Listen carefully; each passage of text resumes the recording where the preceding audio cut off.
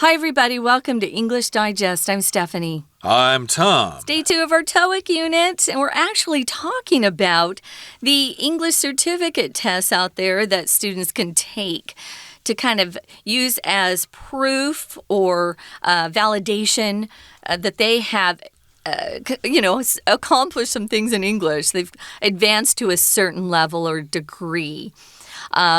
I know I've taken a similar kind of test in Chinese, and I think, if I ever move back to America, I might want to take the next level test so that I can show, whoever I go to work with that I can speak conversational Chinese at least.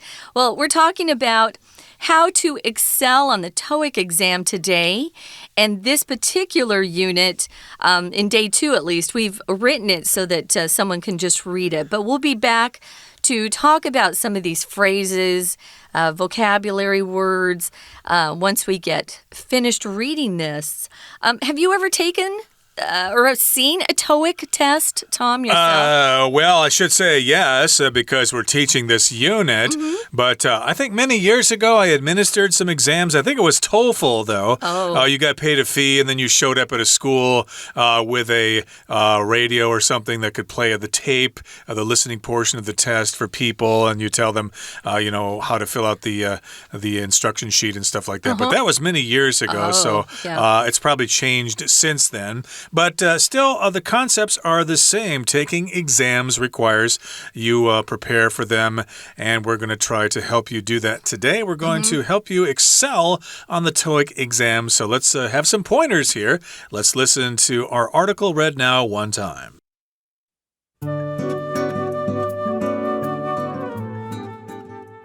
Achieving a high score on the TOEIC test demonstrates that you are competent in English. Here are a few tips that will increase your likelihood of success. Search for the best possible answer instead of the right one. Many questions in the reading comprehension section have multiple possible answers. To identify the best answer, read and evaluate each paragraph's content carefully and search for valid clues. This will let you dismiss some choices and infer the most logical answer. Stay alert for similar words. Another way the TOEIC test attempts to fool you is by using words that are spelled or sound almost the same as the correct answer. To prepare for this occurrence, be sure to review lists of similar-sounding words before taking the test. Next, listen to and review some lists of business terms to become familiar with their pronunciations. The test will be a lot easier if you're comfortable with workplace-related terms. If you get stuck, focus on the words you do know to deduce the meaning of the sentence. Make your study sessions fun. Last but not least, inject some fun into your study sessions. Watch some sitcoms from different English-speaking countries. This will help you become familiar with different accents you may hear on the exam. After that, progress to listening to radio stations, since these mimic the conditions of the test. The more comfortable you become with listening to real-world conversations, the better you will do. Okay, guys, let's get started. We're going to jump in. We're going to be talking about how to achieve a high score or to do well on the TOEIC test. Now, if you do get a high score, it supposedly demonstrates that you are competent in English. Now, some people, I just want to say this for the record, some people are very good test takers. Some people are not as good at taking tests. That doesn't mean because you're bad at taking tests that you're not smart. I think some people are just better at taking tests. But here are some tips that should help you. I think these are all really valuable as well. Okay, so here, of course, is our introductory paragraph. Achieving a high score on the TOEIC test demonstrates that you are competent in English. Here are a few tips that will increase your likelihood of success. Now, the reason I reread that is because I just wanted to say that this paragraph pretty much tells us what the topic of this essay is, and then it tells us what to expect from the exam. It's not beating around the bush. It's not being loso, verbose at all. It's coming straight to the point, and that is effective writing, at least in English, and so that's a lesson for us all to learn here. So again, the point is you want to achieve a high score on the TOEIC test. That shows you're competent in English. So we're going to get down to brass tacks here. We're going to give you some tips. Okay. And these tips will increase your likelihood of success. Likelihood just refers to the probability of something happening in the future, the potential that you have of being successful. Now, here's the first bit of advice. Here's the first tip. Search for the best possible answer instead of the right one. Now, that might be kind of confusing for most of us, including us Americans. When we take tests, of course, usually the tests have multiple choice questions, and there's A, B, C, and D, and only one of those is the correct answer. The other three choices are incorrect. So we're looking for the correct answer. This particular test, though, is not like that. It shows us the best possible answer. It doesn't tell us the exact correct answer.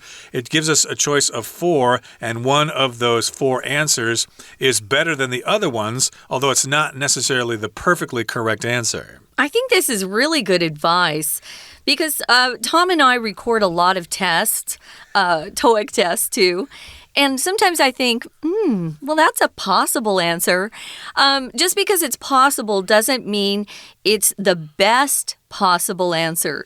So yeah, look at all of them and don't look for right and wrong. Look for the best possible of the choices you're given. I think that's really good advice. It says many questions in the reading comprehension section have multiple possible answers. We see that a lot. I have to admit, a lot of times when we're recording, I will look at the answers to see if the test question is fair. Because sometimes even I think the choices are too close or it's not obvious which one is the best possible answer. And so sometimes even at that point in this whole, getting the TOEIC test written and recorded, even at that point, we'll get things changed because it's not fair. So we try to make, at least the ones that Tom and I record, we try to make them as fair as possible. So do look for the best possible answer. I think you even say that when you read the instructions, Tom, the best possible answer. Instead of looking for the right answer, there could be a couple that are, you could choose them, but there's one that's better than all the rest, and that's the one you want to focus on. And again, that is in the reading comprehension section. We have the reading comprehension and the listening comprehension sections of the test. Comprehension, of course, refers to your ability to understand something, whether you understand it by reading or by listening or by looking at someone using sign language or whatever, but that's not going to be on the exam. But in any case here, that's the reading comprehension section. The verb is to comprehend or to understand. And again, you need to identify the best answer. You need to read and evaluate each paragraph's content carefully and search for valid clues. If something's valid, that means it is legitimate. It's not a waste of time. It's something that is very useful. Just ignore the information that's not going to help you. Look for the information that is going to help you answer that question. Look for those valid clues or that valid information. Yeah, valid. If someone has a valid excuse for something, it means whatever reason they gave you makes sense and you can accept it. If something's invalid, you might have some sort of permit that has expired. Well, it's then invalid. You can no longer use it. It's invalid, not valid. So we use this word a lot when we're talking about expiration dates and things like that. So if you have some food that you bought, you might want to look at the date and see if it's still valid or if it's invalid. Typically, though, we use it a lot on pieces of identification. And you want to have a valid piece of ID with you when you travel, for instance. So if you're looking for the best possible answer instead of just the right one, you will succeed more if you take that sort of perspective, or if you use that sort of approach. This will let you dismiss or get rid of some choices. You can automatically go, well, this one isn't as good as A. C is not as good as A, so we know it's not C. So just start marking off the choices that aren't very good. And then you can infer the most logical answer. If you infer something from what somebody says to you, it means you're listening to what they say and you're guessing at what the meaning is, right? So no one's telling you, outright what you should do. Sometimes people will say, well, da-da-da-da-da, and you have to infer from what they say what they're really trying to mean. So to infer here just kind of means to guess based on the information that you have. Right. It's like you're being a detective, basically. You're deducing the answer or the best possible answer from the information that is presented or from the clues, indeed. And so that's tip number 1. Let's move on now to tip number 2 here. Stay alert for similar words. Okay, if you're alert, that means you're awake and you're going to notice something a lot more quickly than other people would if they're half asleep or if they're distracted by something. So indeed, stay alert for similar words. Watch out for words that look the same or sound the same but might mean something different. So another way the TOEIC test attempts to fool you is by using words that are spelled or sound almost the same as the correct answer. So, yes, indeed, some words are spelled very similarly. An example I can think of is the word trial and the word trail. Okay, you just mix the A and the I around in those words, but they will have different meanings. A trial, of course, is a court process in which the person accused is found guilty or innocent. And a trail, of course, is a road you walk on in the mountains or in a forest. Right. So to prepare for this occurrence, be sure to review lists of some similar sounding words before taking the test. That's a good piece of advice as well. Now, occurrence is one of our vocab words. An occurrence just means an incident or event when something happened. So maybe you're having a higher occurrence of cancer in your particular city. So there's a higher rate of cancer that's going on. This event is happening, you could say. So the occurrence of something. To occur means to happen. So occurrence is just the noun form of the verb to occur, to happen, to take place. So make sure you do review lists of similar sounding words. They'll try to trick you, it's true. So you have to be kind of careful. They want people who are taking the test to show that they're careful students and they're not just guessing, right? So they're going to make you think. So next, you need to listen to and review some lists of business terms to become familiar with their pronunciations. Now, you might not actually use those terms yourself, but you have to recognize what they are. So I think this is also a good piece of advice. Indeed, and of course this test is going to help you with your business career, so indeed you should have some knowledge about business terms that regular folks don't know about. The test will be a lot easier if you're comfortable with workplace-related terms. And if you get stuck, if you don't know what to do, then focus on the words you do know to deduce the meaning of the sentence. So yeah, if you don't understand some of the words in the sentence, do like everybody else does when they're learning language growing up. They don't look up words in the dictionary. They just kind of look at the sentence before, look at the sentence afterwards, and just try to guess or deduce or infer what that word must mean based on the context. Right. A lot of times we do that. If I have a lot of time, I'll actually have a notebook or a notepad by my book, and I will write down words I want to look up later. I do that especially with Chinese, but I even do that with English. Because sometimes the story's too exciting. You don't want to stop and actually look up a vocab word. But sometimes I do underline them and I think, I don't use that word. Let me go see what it means. A lot of the authors out there try to use more interesting ways of expressing things than you're used to hearing, at least in movies and on TV. Let's move on to the final tip. Make your study sessions fun. No matter what you're doing, what you're learning, your study sessions, your learning sessions should be fun.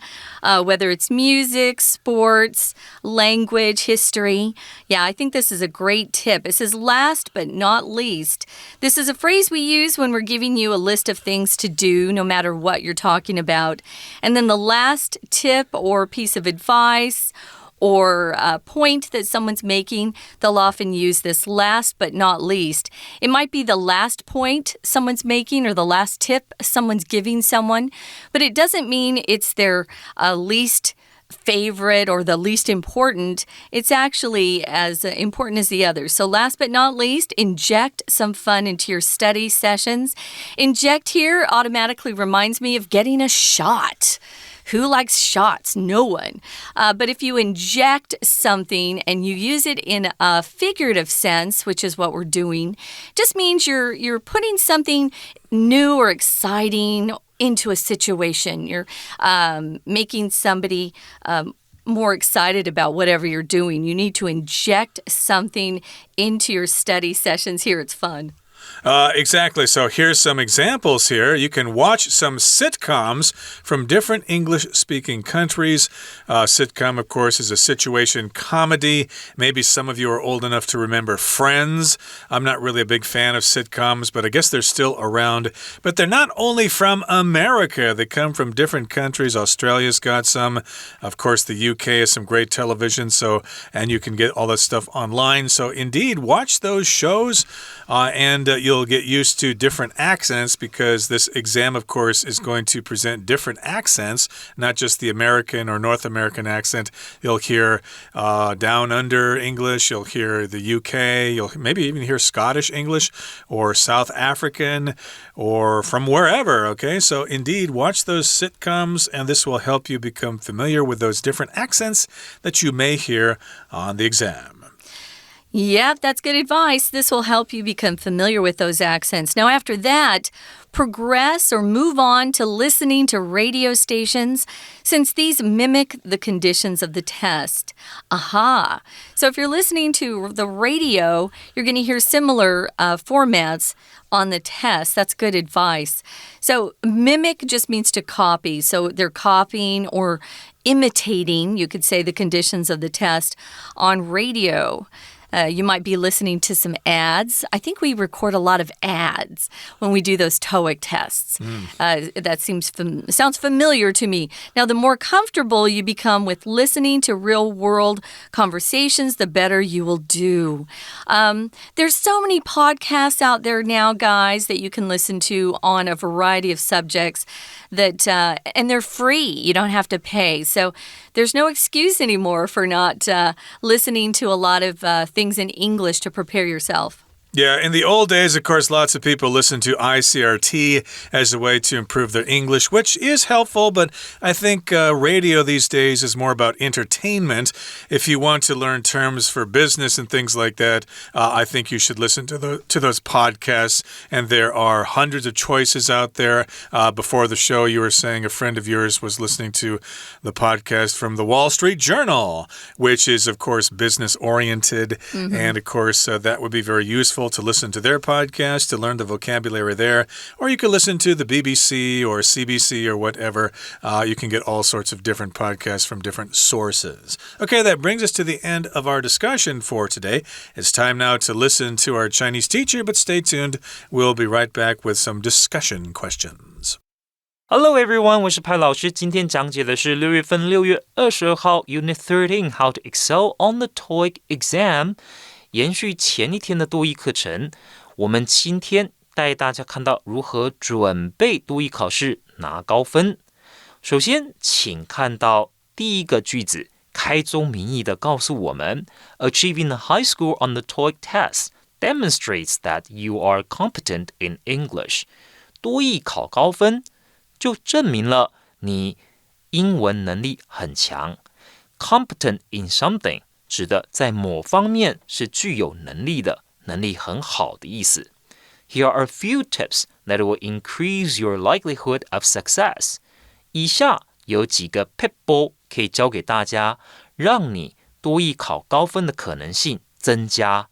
It will increase your likelihood of success， 让你更容易成功。好，我们看到第一个 pitfall， search for the best possible answer instead of the right one， 意思是寻找可能的最佳答案，而不是正确答案。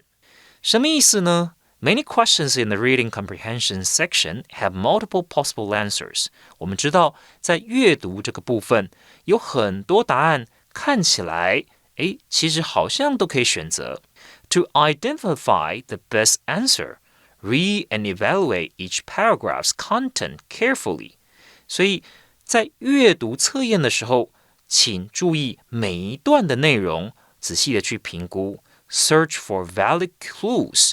这里所指的当然是老师可以就我自己的经验提供给大家一些参考。很多时候我们要先看清楚阅读测验的题目里面的题干，再回去文章找到同样的，换句话说的原文。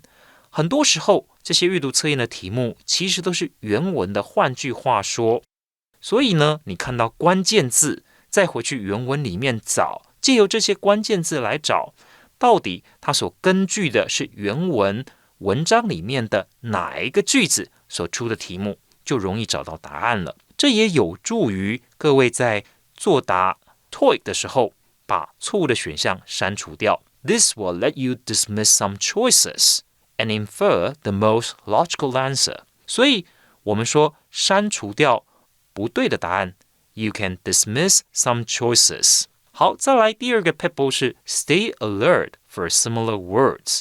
我们知道说，尤其是在听力，其实如果有考过多益测验的同学，就会发现，有时候有一些答案听起来很相似，可是其实意思差非常的多，它们只是发音类似而已。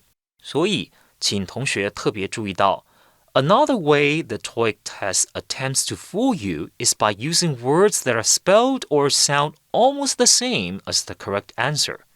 所以一些诱答的选项，除了像刚刚老师所提到听力测验里面发音听起来很像的单字以外，有时候在阅读里面是拼字很类似，但是其实呢是有差异的。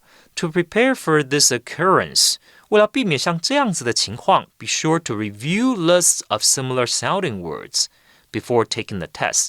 老师建议大家在做模拟考题、做练习题的时候，务必回去看看自己所错的这些听力测验到底是哪一些题目。然后呢，有时候同学会发现，看到脚本，看到原本的这个录音稿，才知道原来我把这个字误听为什么。这些字就特别值得同学把它整理出来，弄清楚它正确的发音是什么。Listen to and review some lists of business terms. 所以之后整理出来之后呢，请同学还要再去看，然后再把正确的发音听清楚。此外呢，也必须要针对一些商业名词、商业术语要弄熟。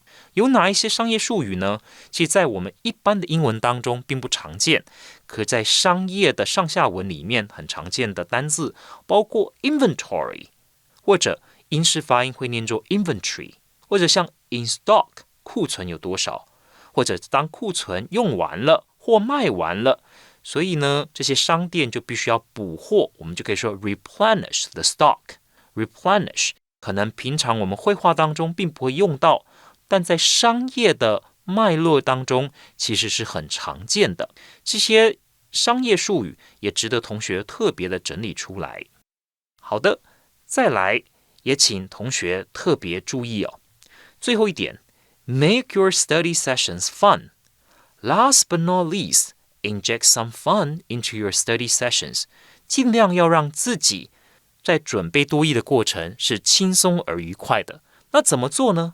这里所做的建议就是 watch some sitcoms from different English-speaking countries.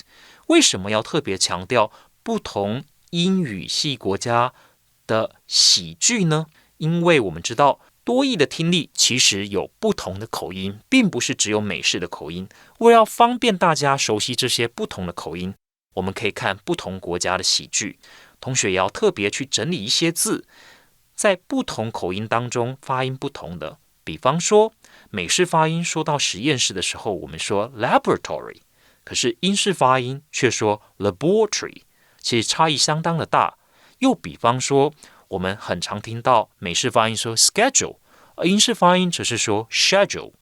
还包括像广告这个字，美式发音我们说 advertisement， 而英式发音则是说 advertisement。这些字都是需要同学事先特别注意整理出来的。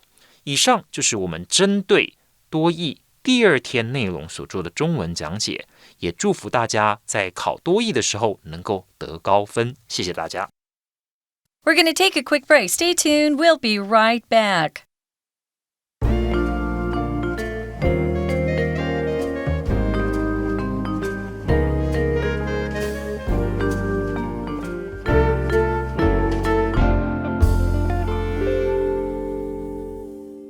It's time now for some discussion questions, and we've got a couple of them. Remember earlier we said you need to stay alert for similar words. So here's the question.